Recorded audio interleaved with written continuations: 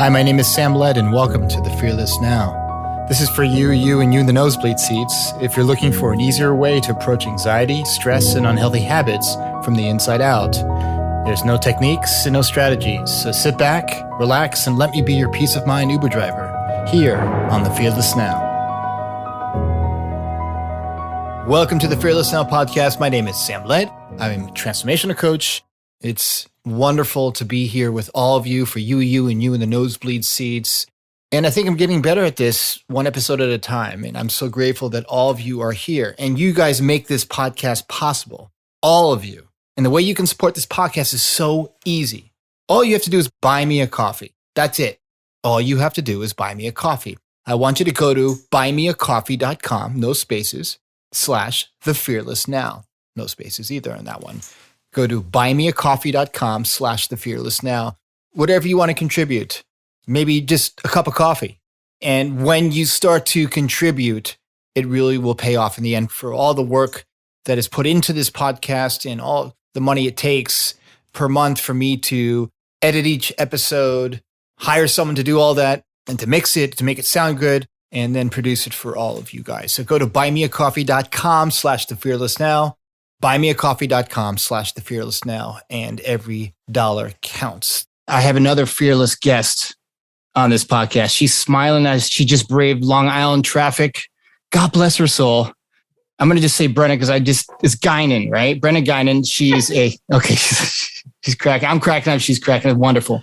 Of Real Fckn Talk. She's got a brilliant podcast, ladies and gentlemen. Go check it out. And that's how we connected, or I connected with her. But I think initially we have a mutual, page with It's Hard. It's Hard podcast, which I was on and she was on mine. And I love Paige. She's sweet. She's so sweet. And it was just fun to be on her podcast. And it was, she's really good. I mean, she's a great interviewer and she's very heart-centered. And I think she's going to go far with it. Yes, totally. I agree. Yeah. And yours too. But Thank you so much for having me on. I'm pumped to be here. I'm pumped and you're pumped, the Zoom call is pumped. Yeah, exactly. We're just going to levitate the Zoom call even more. So I have a lot of questions for you because I'm not just enamored by your podcast, because I do think Real Fckn Talk is exactly what it does. You really connect with your guests. And I love the last episode. I mean, I was like there when they told that story, that horrible trauma they went through, but you spoke to them. And I don't know if you're friends with them, but you talk to all your guests like they're friends. Oh yeah. Like you see past their frailties, really see them. And that's very rare in a podcast. Yeah. Thank you. I appreciate that. One of the biggest driving factors for the podcast is just making people feel more comfortable speaking about their shit. We all have our shit. So Why not just talk about it? So, I think a big part of that is, it's almost the responsibility as like a podcast host to make your guest feel comfortable, especially when you're asking someone to be vulnerable and open up. It's kind of the least that we can do as like podcast hosts, right? So they feel safe and heard. But I appreciate that like comes through. So thank you. You don't have to thank me. It's just, it's a spiritual truth and it's a truth. And I think for, in my podcast, I share, my own journey dealing with ADHD and anxiety and OCD. And when I started to really do client work years ago as a coach, and then I came across this understanding. I don't know if you've listened to any of my stuff online, but our approaches are a little different. Mm-hmm. You see mental health more traditionally through the lens of the DSM. I don't even know. It's a DSM-5 TR now. It's somewhere. Yeah. DSM-5 is out. Yes. I'm not a huge fan bestseller. of DSM-5. Yeah. But yes, I am a mental health counselor, so I do have to use it. So yeah. Yeah. And it's wonderful because there's such a place for your line of work now more than ever. Mm-hmm. And what I do. And the only difference is, you're looking to kind of help people see and not fix them, because there's nothing to fix. A lot of what we go through, whether it's depression, anxiety, if we really see it as it's moving through us, that we got this old tape playing in the background of depression. It's a habitual behavior that's, kind of locked into this Netflix movie we keep playing about our life.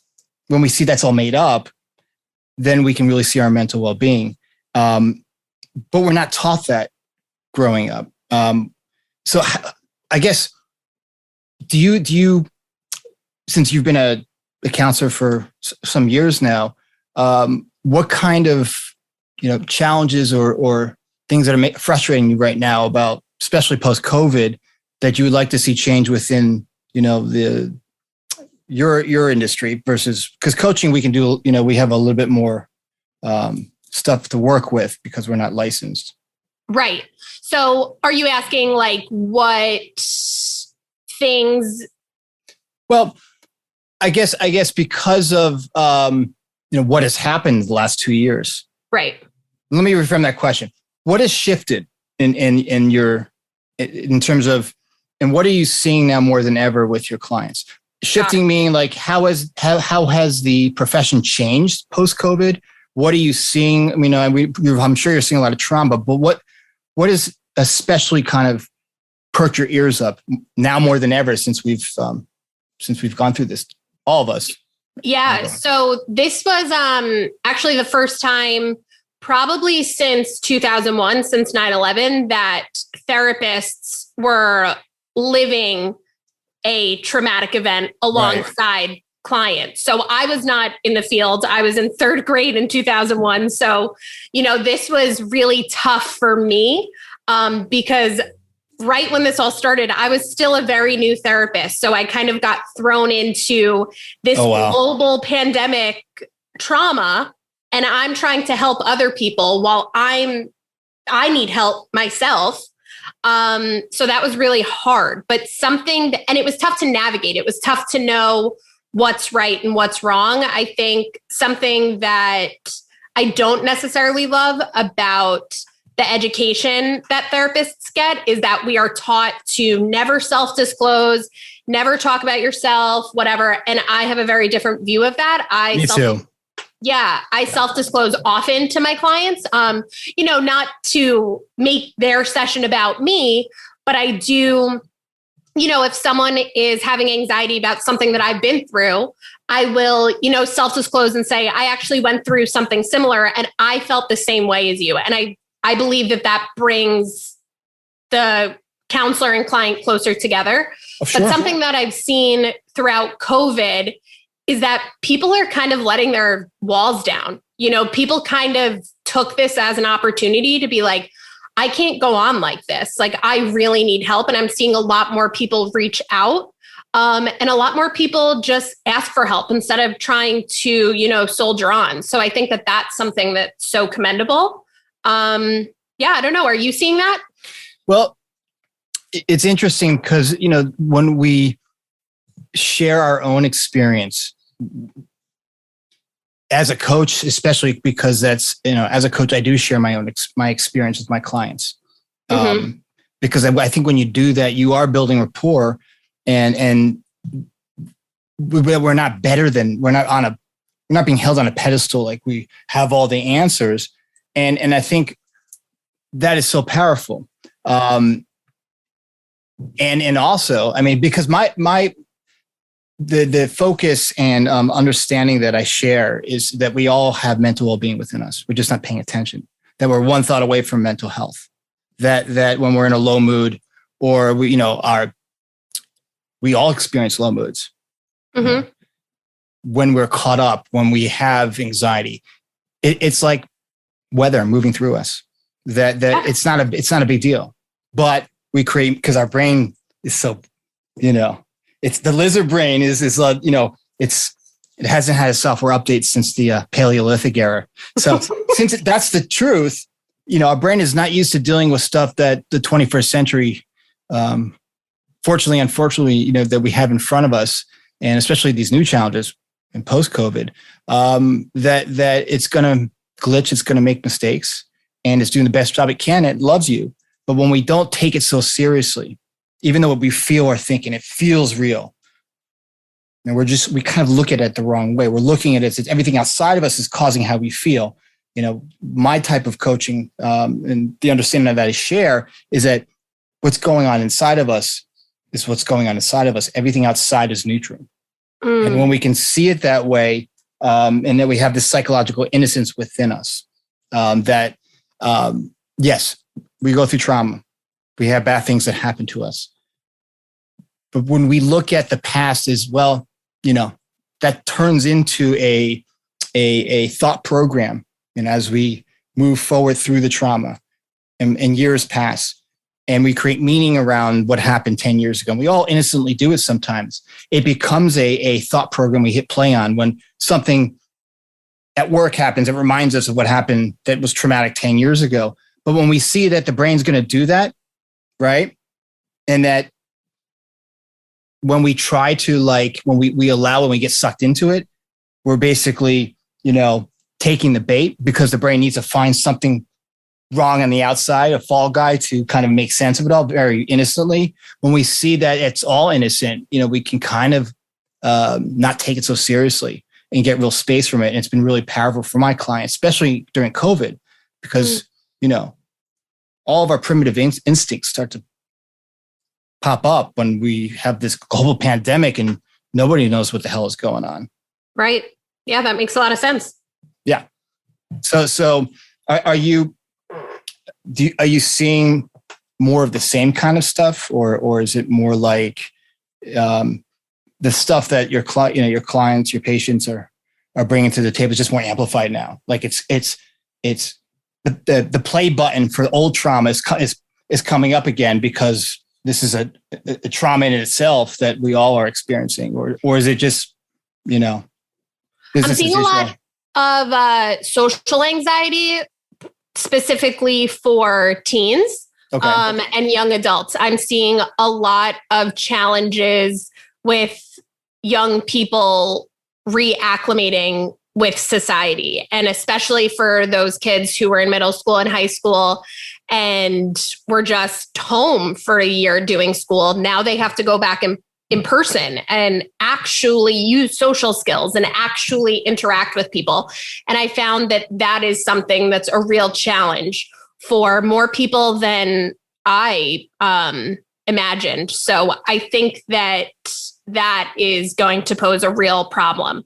So yeah, that's been, it's definitely been a navigation because you're doing God's. I mean, you're in the trenches, in traffic and in the trenches. That is correct. But before, I want to say like 3 weeks ago, I had never diagnosed a client with social anxiety. I had a lot of clients with anxiety, depression, bipolar disorder, a lot of unspecified things, but social anxiety, not really. And within the last 3 weeks, I have gotten like 6 new clients that all have social anxiety. So that is my experience, that a lot of people are struggling with social anxiety. And I'm not sure if that holds true for other therapists, but for me, that is definitely what I'm seeing. Do you think that again, this is your opinion, and I think your opinion is held in high regard because of you're in the trenches, and this is your life's work. Do you think the public school system is doing a good job, or do you think they can improve? I mean, I'm sure they can improve, but do you think they're doing the best they can based on this resources they have, or do you think they're just, I think that's so tough to answer because public schools are so different every year. Yeah. Right. Yeah. Every state and every town, they're so different. Like I know the public schools by me are like very good. But I have family in North Carolina, and I know that like public schools there are like absolutely terrible. All of my cousins went to charter schools and all of that. Where I live, charter schools are like, what? No one goes. Yeah, but your schools there are really, I mean, are you in Suffolk County now? I'm in Nassau. I mean, you guys have great schools up there. Yeah. So yeah. But again, I think it's so tough because there's part of me that wants to be like, I think the town that I grew up in and that public school district is doing so great, but I know there's half of my town that's going to fight back and be like, well, the masks and blah, blah, blah. And, so it's hard to please everyone. You can't please everyone, but especially now you're losing no matter what decision you make. So yeah, it's tough. But if I had to narrow it down to my school district, I would say that I think they're doing a good job. But I'm sure there are other people who would be like, that's bullshit. Right.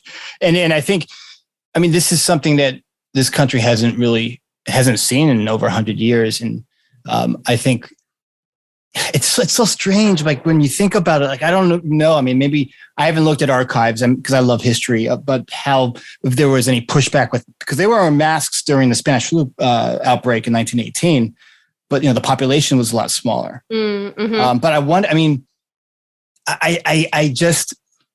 a science person and I'm also, a spiritual person. And my father's a physician. I grew up with physicians in my family. And it's like you listen to people that won't put masks on their kids, and especially, places like Florida. Mm-hmm. When we get into that, and they're themselves, and they're defiant, and they have this kind of all this thinking around it. It's so bizarre. Don't you think it's like I don't know. It's like another world. It's like something that is Stephen King would write in a novel. It's like a war against these masks, and I can't figure it out. What's the problem? Yeah, I'm happy to hear you say that because I have the same thoughts.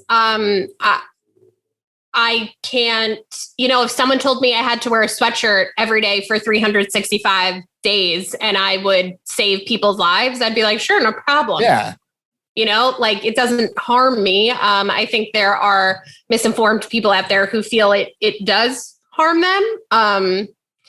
But yeah, I'm with you where, if wearing a mask will help make other people feel more comfortable and can possibly save other people's lives, then sign me up. Exactly.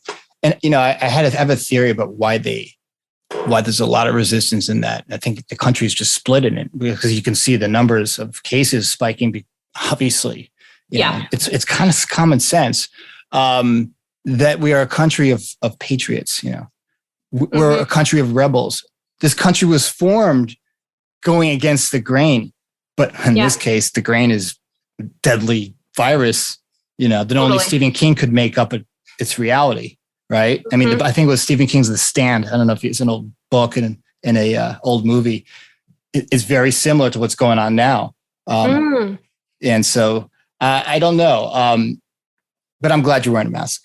Oh, yes. Yeah. And I personally decided to get vaccinated. It was the right choice for me. Me too. So yeah, I am doing, everything I can to keep myself safe and help keep others safe. And I think, why not? Why not? So, well, you're doing the good work and you're being a good citizen. Trying. So I the title of your podcast is so contagious. It's wonderful. Real Fckn Talk. Tell me the real fucking story, how this Real Fckn podcast came to be, because, I read your bio and I think that was, it's a great bio, but I think I would like to kind of, if you could share with the audience, because it's just so, thank God. Yeah. Go ahead. Thank you. So essentially what started it was, so I work in a private practice. And obviously with COVID, we were doing remote. We're still doing remote, especially with this Delta variant. It's just, you don't know what's safe. So right now, what's the safest bet is just to still be, remote. But yeah, so we started doing teletherapy, and that was an adjustment for sure, not just for clinicians, but also for clients, especially during this global pandemic where everyone is home. And a lot of the times people go to therapy to talk about the people that they live with and the struggles that they have at home. So that was definitely a challenge. But I started, getting this feedback from my clients of them thanking me for, helping them and supporting them, while also kind of being like, your family and friends must be so lucky. Like you just, you really have your shit together. You just, you're so supportive. And meanwhile, behind the scenes, like my family and friends were laughing because I'm having mental breakdowns. I'm crying for no reason. The world is literally on fire. People are dying. Innocent people are getting shot and killed. Like, what is happening? None of this is normal. So, when talking to my boyfriend, Pat, and to friends, I was just like, why do we think that anyone has their shit together? Like, we're all literally just trying to survive right now. And we need to like talk more openly about the fact that we all have struggles.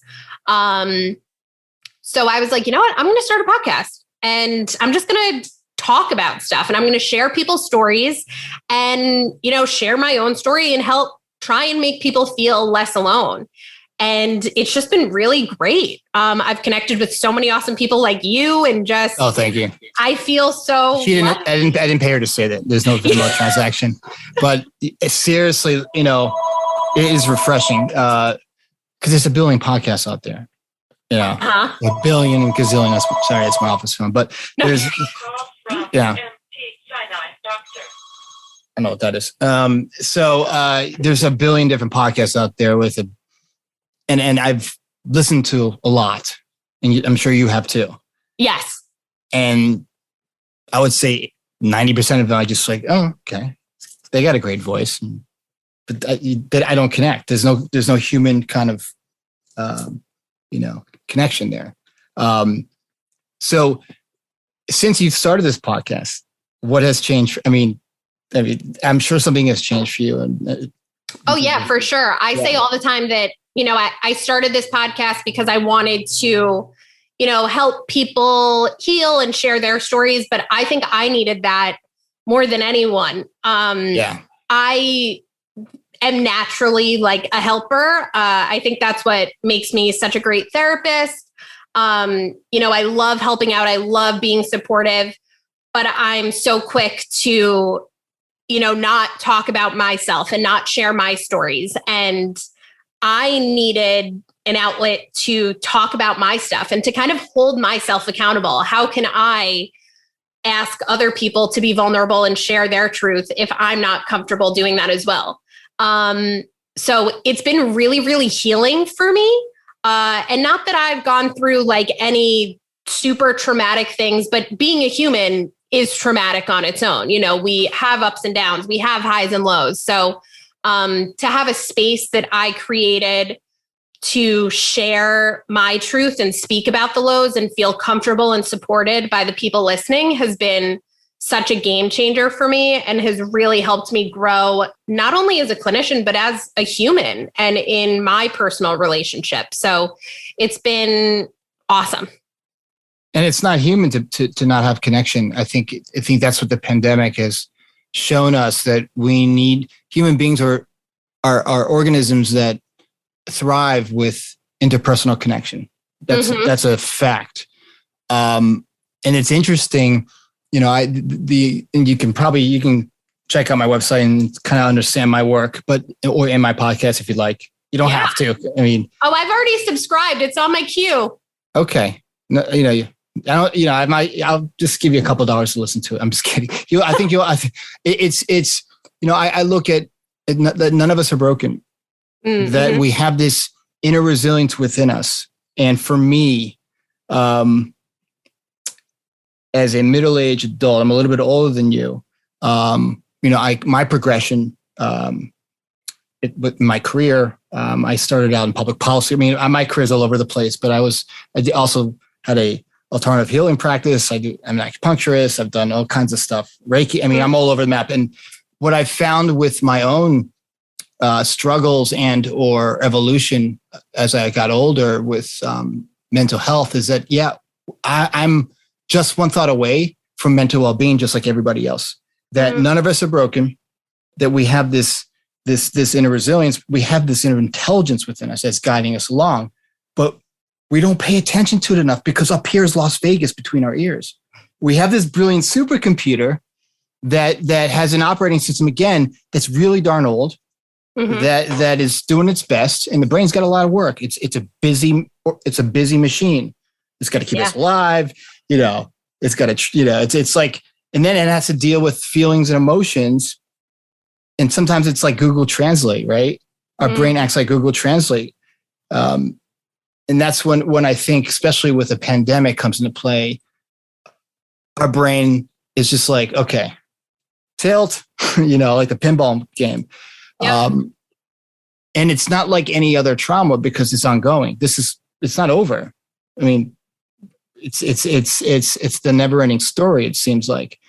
But when we see that, we don't have to be the mercy of our thinking, that who we are is not the sum total of our thought or thinking.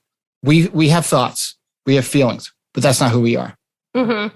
And when someone is, caught up is really, and I'm sure with your client work, is really struggling, with their mental health in the moment, that they will settle, that it's moving through. But it's in the moment, it doesn't feel like it's ever going to settle in terms of anxiety, depression, whatever they've, it's because the brain is overheating, basically zooming into to a calamity, whatever they're dealing with. But when we see that our default state is well-being, right? That we're going to have a low mood, that when our cognitive lens is distorted, when we're just not seeing things clearly because we're just in a low mood, just having hope and knowing that will settle, and then seeing it, it's like being the conscious observer of our thoughts and thinking. It's so powerful. And when my clients see it, and I don't work with the same population as you do. I do work with some folks that are in recovery. And one client said to me, he's like, I'm not recovering from anything. Because right now I'm fine talking to you. Like, I'm healthy. How does that make any sense? But I was labeled with a certain diagnoses, but I'm not bipolar all the time. And I'm not depressed all the time. And I'm not anxious all the time. I'm not ADHD all the time. Well, earlier this morning I was ADHD, but but you know what I mean? What are your thoughts on that? Because your training is very systematic. You go through your graduate program. You do your internship, what do they call it? Practicum. Then you do your 3,000 hours. And then you got to take the exam. And a lot of friends are doing the good work that you do. My mom. Okay. So then they're like, okay, go and save and help people and do the good work. And you're like, well, okay, now what, And then you're starting to see clients, and they're coming to you with a whole lot of thinking on board, heavy thinking, depressed thinking. And you're like, okay, what do you hear? What do you hear in that in terms of like, what is it like? Do you see everyone as mentally healthy, or is it like, do you follow like, because your practice is very different than, because you do share your own experience, which is wonderful. Do there any other like modalities or things that you use? Because I think that mental health is not static. Right. It's ongoing. Yeah. I think that there's such a big difference between mental health and mental illness. And it's something that a lot of people are ignorant of or just unaware of. But, we all have mental health. We don't all have a mental illness. So I've never thought about like being mentally healthy, honestly. What do you consider mentally healthy? Well, the gentleman named Sid Banks once said, life's a contact sport. We're going to get our knocks, right? When you really think about it, what is thought, right? It's being created in real time by a brain that loves you, but does no shit. Our brain is only as good as the operator behind it, like your laptop computer, right?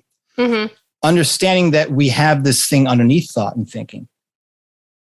Because who you are is not thought and thinking, right? Thought is a gift, but we misuse the equipment innocently because we're not taught this growing up, right? So when we see it, that we have thought and thinking moving through us, but what happens is through experience, through our human experience, as we grow older, we have a thing called memory. And our brain is like a hard drive, right? Multiple hard drives. It's storing shit, right? Our experientially, we're absorbing shit and more shit and some shit sucks. Some shit sucks and a lot of shit sucks. And we keep that in our memory. And then some good things happen. But when bad things happen again, when we create meaning around it, because it's made up, we're creating it in real time. It becomes habituated when we attach that Netflix movie of low mood to whatever is going on outside of us. And if we keep doing that over and over again, habitually, it turns into anxiety or depression. But that's not who we are. But when we can see that our brain is not designed to get us depressed. Now, neurochemically, if we're depressed, okay, medication is great because it calms the noise down. We all know that. And I look at medication, whether it's an SSRI, SNRI, whatever, is kind of like a software update. It's like a software patch, right? It's like kind of like when on your computer, when your Windows frees up or you have to reboot the computer, right? It's a system update. And once we look at it that way and we don't take it he's mentally ill, he's dealt with it for 20 years, but people, especially our brain, we overcomplicate everything because what is our brain? It's a conceptual machine. It runs algorithms, equations, and it has to overcomplicate everything. But maybe it's not that complicated. Maybe it's a lot simpler than that. And when we look at it that way, where we're gonna get caught up, and we get caught up whether we're rich, poor, healthy, sick, young or old, pandemic, no pandemic, but when we take it less seriously, and when we see we have hope within us and inner resilience, and that underneath all that heavy thinking is calm, and we experience calm all day long. We just don't pay attention to it because the Las Vegas going up here is so loud, right? And then we feel it. We feel our thinking, of course. But when we feel our thinking and see that, oh yeah, it's being made up in real time. It's not real. We have more agency over it. We're able to kind of get some distance from it and look at it as not a problem. Like I had a client that had an eating disorder, and she was always told that she would always have it in some, capacity. And now she looks at it as not a problem. Even if she relapses, it's still not a problem. Just like, because she sees it, okay, I relapsed, but now I'm okay again. Because our thinking settles about that. Because we have thinking about the eating disorder. We create meaning around it. But that's all made up too. Because once we see that we are not our thoughts and feelings, it's so liberating. It gives us more space to look at our well-being, which is calm, which is loving, which is quiet. And we all experience that. You call it a flow state. We do. You passed the exam. You did your 3,000 hours. You wrote your paper to get into grad school, right? Yes. Not in your head. That didn't happen up between your ears. That happened when you were present. All the great writers, all the great artists, all the great musicians, they don't create their masterpieces in their head between their ears. In regards to that client you were talking about who had an eating disorder, I heard you say we're not our thoughts and feelings and stuff. Would you say that we are our behaviors? No, not at all. There's consequences for actions. Like if you hurt somebody, you should go to prison, right? There's a consequence for action. It doesn't mean that you're let off the hook if you do something that is harmful to yourself or others. I mean, there are certain things that are just known not to be good. We are not our behaviors because who we are, our conscious self. I'm Sam, right? You're Brenna. You're not Brenna who loves chocolate ice cream and goes and buys too much chocolate ice cream all the time. And I'm not Sam that, okay. So we're not our behaviors because it's the same thing as thought and thinking.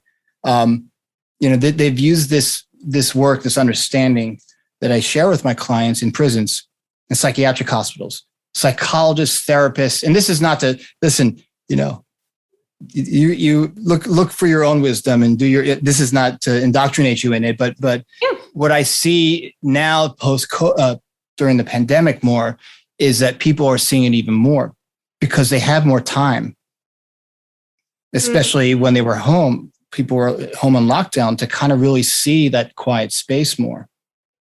Yeah. And then they integrate it into their daily lives when they're in their cubicle at work, and they have to make a decision in something, and they're feeling caught up, they're feeling anxious, and they just stop and see their anxiety as, oh, I'm really feeling my thinking right now. Right? Yeah. But I know it's not real. I know that all my wisdom comes from me being present, that I can see my mental well-being even when I'm,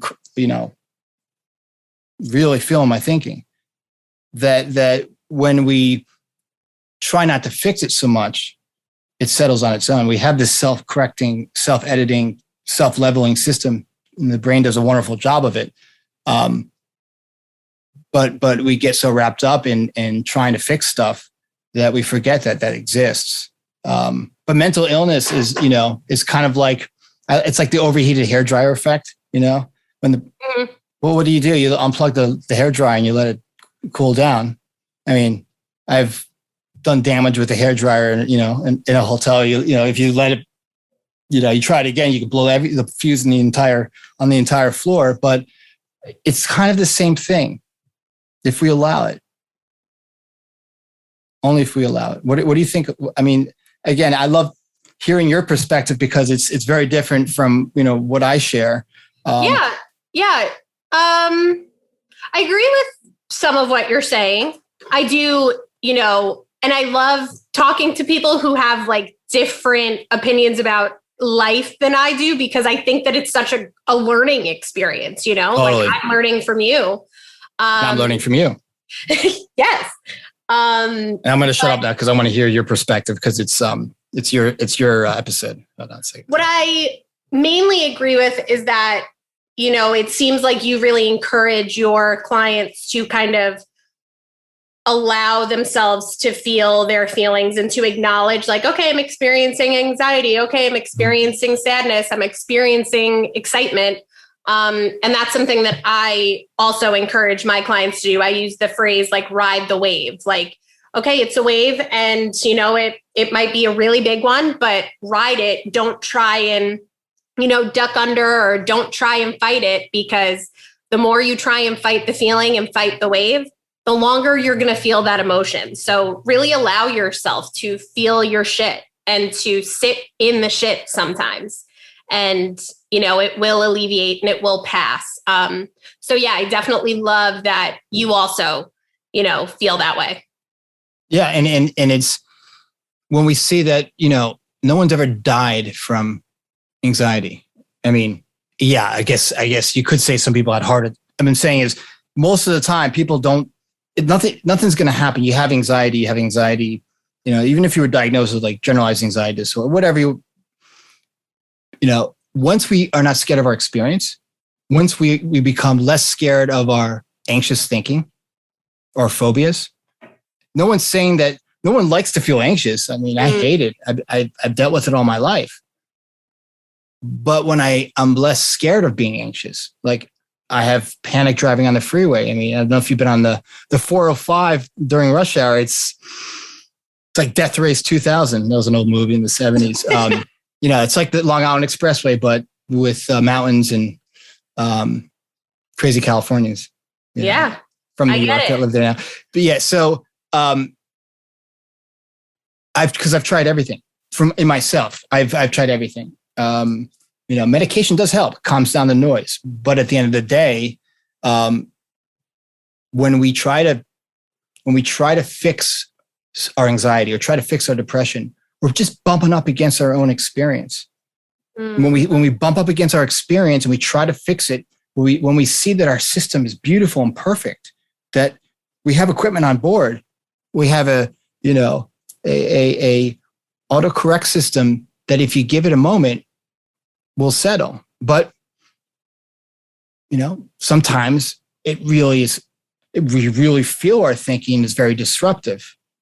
I've been depressed, and I'm sure you've been depressed. We put so much emphasis on trying to fix it without realizing that by trying to fix it, we actually sometimes make it louder. Mm-hmm. And we make the system work harder when it doesn't need to. Like I used to use thought stopping techniques, me personally. And everyone, I always say to my audience, search for your own truth. Don't listen to what I'm saying, and that in to find a feel good feeling, but search for your own truth. And I don't profess to be an expert in anything, but what I do know, what I see for myself, from my own experience dealing with mental health issues, with learning issues as a kid, that if I do allow my thinking to settle, it will always settle. That like, for example, with my partner, my beloved partner, who I love dearly, her and I, when we first got together, it was Clash of the Titans a little bit, them. So, but once I kind of, once I was, saw this understanding and went to the seminars and learned from the, and saw it in myself and experienced it in myself. I fought it for a long time. Like, what is this mumbo jumbo stuff? This is like, pseudo spiritual mumbo jumbo. I'm like, no, it isn't. I mean, yeah, I'm going to be really anxious. I could be anxious tomorrow. I could wake up anxious. I could wake up in a bad mood. But when I don't take it that seriously, even when it's loud, it settles. Yeah. And that's where people, once they see their hope, that there's hope within them, that there's resilience within them. All the great sages were pointing to this quiet, to this feel good feeling for no reason, that we just feel good for no reason, this expansiveness feeling that we all see, that you see, that was the birthing process for starting your podcast. Mm-hmm. I mean, when you think about it, we're just making it a little bit more complicated, really innocently. Yeah. Right? Totally. Mm-hmm. You're looking at me like, what is this guy talking about right now? No, I'm learning. California dude. So totally fitting into the stereotype. Yeah, exactly. Totally. It's fun. It's fun being human, and our humanness comes out. So what's for the future for this podcast and your because I do see it going places. I mean, I think it's just the beginning for you. Where do you see it going? I have no clue. And I think I like it like that. I think I like not having expectations for it. I like that it's kind of leading me and I'm just along for the ride. I'm meeting awesome people. I'm enjoying it. And yeah. That's what I've been pointing to. And that my whole thesis back there, that whole nonsense I was just mumbo jumbo I was sharing with you, that's exactly what I'm pointing to. Yeah. We let go of the controls. I mean, I had a client very successful. It was a CEO of a Fortune 500 company, got unfortunately became addicted to opiates, and we know how that goes. Mm-hmm. And he's like, he looked at me like I was some crazy hippie. What are you talking about? Like, no, I've been an addict for 30 years. What's going to change? I mean, I've been, in the recovery rodeo forever. And I'm like, yeah. So, but right now you're not in the recovery rodeo. Right now you're just me and you talking, and you're smiling, and we're having a great conversation. It's like, if people, what do you think? I mean, if people saw that more, like if you look at, I don't know if you've read Man's Search for Meaning, Viktor Frankl's book. I obviously have. Of course. Stupid question. Let me throw you another one. Body keeps a score. Body keeps a score. Oh, have you not read that book? See? Shit. Oh, you gotta. Okay. Let's go back to Frankl because he's a great example. Yes. His whole family was wiped out. Mm-hmm. He was living the perfect example of the horror of horrors. But he didn't even practice it. He saw his humanness and then he saw his divinity. And we all see our divinity every day. Mm-hmm. Underneath all the noise, we're all perfect. And it's interesting. I wanted to share this with you. There's a great coach that has this metaphor for what I'm pointing to, that we are diamonds covered in shit, lacquered with lipstick. That underneath, we put this mask on because, especially, we go on a job interview, we want our perception to be perfect. But we are perfect underneath the noise.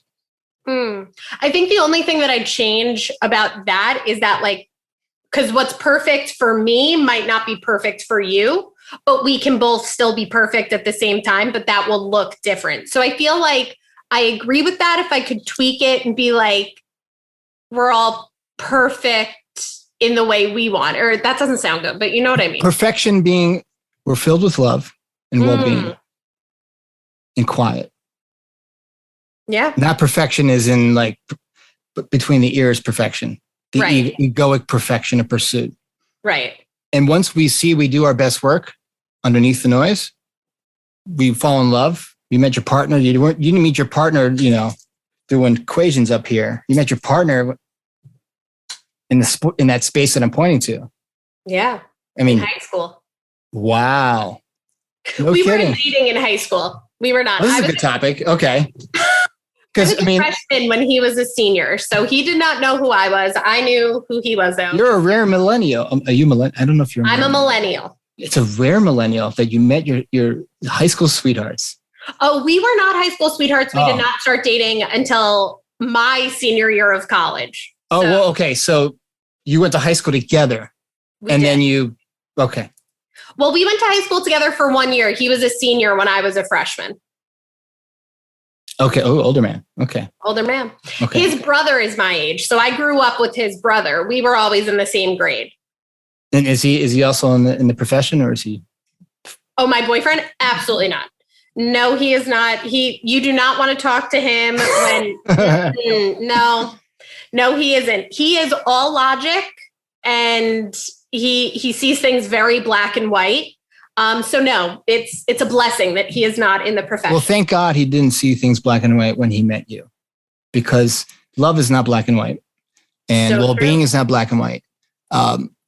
It's interesting because you could ask all the greatest scientists about love or about what mental health looks like, and they'll all give you different definitions. Mm-hmm. But then you ask them about that quiet space when we all get quiet. Driving the car, listen to your favorite band, stuck on the Long Island Expressway, late for her podcast episode. I'm just kidding. We do all experience that quiet space. Mm-hmm. And all the great sages labeled that. I mean, every tradition has its different label. Some people call it nirvana, right? Mm-hmm. But our brain tells us we need to go to we need to take a pilgrimage and go to India or Kathmandu or Bali to experience that feeling when we experience it all day long. You could be at your favorite beach. You got some beautiful beaches on Long Island. Mm-hmm. And just sit there and be like, holy shit, this is fucking beautiful. Yep. Right? Yeah. Or in traffic. But why? I mean, it's interesting. We don't talk about that. I mean, unless you're talking to, Eckhart Tolle but we don't incorporate that we don't talk about that in school. I mean, I wasn't introduced to consciousness and how the mind really works and, how to navigate our own mental well-being, really. I mean, maybe you were, but I wasn't. My generation wasn't. Mm-mm. Yeah. And imagine if we had that kind of toolkit. I mean, imagine how, I think in Japan they do a little bit. I mean, I was watching a documentary. There was that big earthquake about 10 years ago, and they were so orderly and calm, not because they were kind of, it was almost like a Zen meditation. Interesting. And that's, I think, also what Viktor Frankl experienced in Auschwitz. I don't know if you're familiar with Glennon Doyle, but she has a book called Untamed, and she just kind of shares her life experience, but she talks about how she used to always, if she had to make a decision, she would go outside of herself and she would ask her friends and family and all of that stuff. But she said she eventually learned to really turn inward. And when someone asks her something now, she closes her eyes and really just connects with herself. And the answer always comes to her. And I think we all do that. I think when we're not caught up in the noise, I think. Totally. Right. I totally agree. I mean, I think that's just, once we see like what amazing equipment we have on board. I mean, because the brand is a brilliant machine. Who we are is not the machine. We have this meat suit on, but underneath the meat suit is divine. And we all experience that. I mean, I'm sure you've had clients that have shared these kind of metaphysical experiences. Like I've experienced it sitting in the back of a church or a synagogue, doing nothing, just sitting there. Because our thinking slows down. You know, it gets quieter. Yep. Right? Totally. Yeah. So what's your are you going to be starting to see clients in the office or do you think that's going to change anytime soon, or what do you think? We were supposed to go back in the office last week, and then with this Delta variant, we just decided it would just be safer to stay remote. So I'm not really sure, I'm hoping maybe by the new year, but I think for the immediate future, we'll stay remote just because with, mask mandates and all of that. My professional opinion is that I can't properly do therapy if I can't see your face. Right. So yeah, the owner of the practice kind of left it up to us. We're all free to use the office if we want. And I'll go in there some days if I don't want to work from home. But for me, it's just, these people pay good money as I pay good money to see my therapist. These people are paying good money to talk to me, and I want to make sure they're getting their money's worth. So, if I can't do that in person right now, I think remote is the best for me. Do you think that telemedicine is going to be like the future? Do you think it's going to be less contact, or do you think we're going to go back to the old model again? I think it's going to be a very personal decision. I know that probably more than half of my clients will stay remote because I see a lot of people, they'll pull over on their commute home, or I see them during their lunch hour or a break that they have in their day. And I think that out of convenience, that is really enticing for people. But I do have, off the top of my head, I'm thinking of like 4 or 5 clients that are really wanting to come back in person because they crave that therapeutic connection, that sitting in an office and physically being in a safe space. So I think for people who have made that safe place for them at home or in their car or wherever they can, I think that the teletherapy is more enticing for them. But for people who don't necessarily have that, I think coming to the office is huge. So I think it'll be different for sure. I had never done teletherapy before. It was all in person. So yeah, I wonder what that'll be. I've thought about that, like what that'll be like for me, because I'm sure like half of my day will be in person and the other half will just be like at my desk. So it'll be an adjustment for sure. But you know what? These last 2 years have just been an adjustment. So we're just, just keep changing. Well, you're not only a podcaster that I do love, but you're tapped in, which is good. And I want to hear if it's okay to share. I mean, your boyfriend is, is he in finance? No, he is not. He was an entrepreneur. He owned some coffee shops. They actually just closed last week because of COVID. Oh, no. Yeah, but it's all good. He now works in insurance. He does like insurance claims. And he's really loving that. But he does want to get back into the coffee industry. So yeah, but right now he's happy. This is the first time in his life he's ever like been an employee. But he's loving that. He's like, wow, I get to leave and not worry, and I get benefits, and I get like all of this stuff. Right. So it's been a good change for him and for us. Yeah. And I think that his calling is running his own show. It sounds like he is very much that type of person who likes to run the show. I think you should do a podcast with him. I have been trying. So what's the problem? He has a very good story. He lost his dad and his uncle on 9/11. Oh no. Yeah. So he was 11 when that happened, and he's just been through a lot. So I would love for him to come on and share his story, but he doesn't like the attention. He doesn't want any of that, but. Well, the good news is, they don't have to see his face. You know what's interesting? I was really resistant to start this podcast because I had my own anxiety about it until I went on with a lot of anxiety, and realized, once my anxiety comes, I just started talking, that no one sees me. I'll do like a podcast tease. It's like radio. Yep. It's great. I think it'd be, not like cathartic, but you guys would totally clean up. He's the best person that I've ever met. He makes me laugh like no other. He's so funny. I would love to have him on. And the last time we talked about it, he was like on the fence, which is more wiggle room than I've ever gotten before. So I think we're making strides. Oh, good. Because, especially when there's chemistry between two people, seeing, kind of experiencing that in real time is amazing. I was listening to Paige and her boyfriend. I think they did a couple episodes. They do. The first time I listened to it, I'm like, these guys have scripted this, or they're just, the Disney actors, because there's, they're two beautiful kids. I'm like, and there's just natural chemistry between them. They're adorable. And I said it to Paige, I'm like, did you guys like script this? Is this like a lot of practice? Like, no, this is just us. And that's because they work. Yeah. It's chemistry. I know. I'm so jealous. Her boyfriend loves doing them. So I don't know, but you guys met online like we did, right?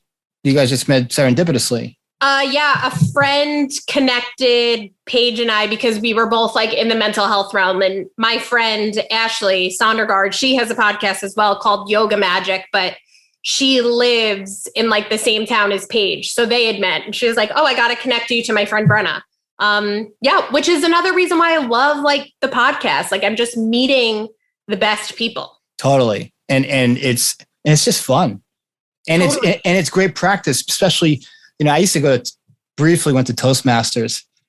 And I don't know what that is. Toastmasters is where you learn how to do public speaking without the ums and the you-knows. Oh, okay. Well, for me, I hated it because it was too structured. And I have my attention span doesn't, it's not conducive to because then they basically, you stand up, you tell a story, right? And then they evaluate you in front of everybody. Mm. Yeah. And, wow. I grew up, I'm a little bit older than you. I grew up, with National Public Radio and of course, talk radio on FM, where it was unscripted and it was just a stream of consciousness and it was real. There was nothing kind of edited out. So I stopped doing it because it didn't feel authentic to me. Mm-hmm. Because the ums and the you-knows, that's real talk, right? It's real fucking talk. And so why edit it out? So I'm glad I didn't continue with Toastmasters, but I'm sure it works for some people and they love it. Anything else? I would love to, we're going to wrap it up, but I wanted to let you end it. Because I could talk to you for hours. There's so much we can talk about. Yeah. I would love, can you, I want to let you end it. What words of wisdom, what pithy, tell us. I'm just going to shut up and listen. Take your time. There's no stress here.